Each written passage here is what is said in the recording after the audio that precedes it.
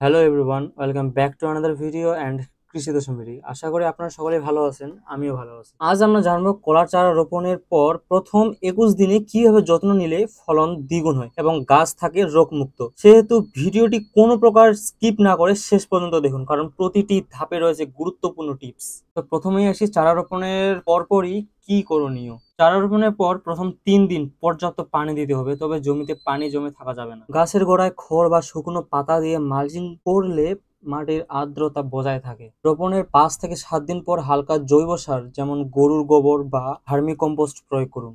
দ্বিতীয় এটি হচ্ছে কীটনাশক ও রোগ প্রতিরোধ। প্রথম সপ্তাহে ছত্রাকনাশক হিসেবে ম্যানকোজেব বা কপার অক্সিক্লোরাইড স্প্রে করুন। পোকামাকড় প্রতিরোধে ইমিডাক্লোপিড বা থায়ামেথক্সাম ব্যবহার করা যেতে পারে, তবে মাত্রা অনুযায়ী প্রয়োগ করতে হবে। প্রাকৃতিক প্রতিকার হিসেবে নিম তেল স্প্রে করলে ক্ষতিকর পোকা দূর হয় এবং এটি পরিবেশ বান্ধব। তৃতীয়ত সেটি হচ্ছে পরিচর্যার নিয়ম। প্রতিদিন সকালে গাছ পর্যবেক্ষণ করুন, পাতা হলুদ হয়ে গেলে তা ছেঁটে ফেলুন। 10 থেকে 12 দিন পর হালকা সেচ দিন, বিশেষ করে যদি বৃষ্টি না হয়। গাছের গোড়ায় আগাছা থাকলে তা তুলে ফেলুন, যাতে গাছের পুষ্টি ঠিকভাবে পৌঁছায়। এবং আপনারা কেন গাছের চারপাশ পরিষ্কার পরিচ্ছন্ন রাখবেন এবং আগাছা মুক্ত রাখবেন সে বিষয়ে একটি বিস্তারিত ভিডিও আমরা আমাদের চ্যানেলে আপলোড করে দিয়েছি। আমি এই ভিডিওর ডেসক্রিপশন বক্সে সেই ভিডিও লিঙ্কটি দিয়ে রাখছি, আপনারা চাইলে সেই ভিডিওটি দেখে আসতে পারেন। শুধু এই ভিডিওটিই নয়, কলার চারা লাগানোর পর প্রথম যে রোগটি হয় সেটা হচ্ছে কলার কাণ্ডটি কালো হয়ে যায়। তখন আপনারা কোন কীটনাশক ব্যবহার করবেন এবং কি পরিমাণে ব্যবহার করবেন সেটিও আমরা আমাদের চ্যানেলে আপলোড করে দিয়েছি।